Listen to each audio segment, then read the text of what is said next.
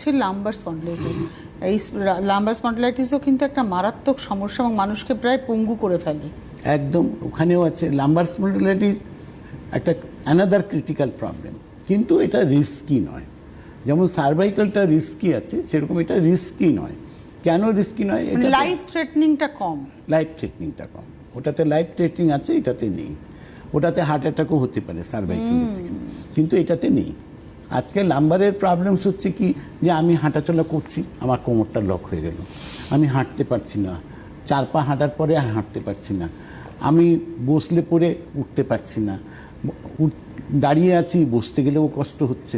তো আজকে যখন বিছানায় শুতে যাচ্ছি তখন এপাশ ওপাশ করতে কষ্ট হচ্ছে। মানে তার মানে কি আছে, এটা অ্যানাদার একটা ক্রিটিক্যাল জটিল প্রবলেম।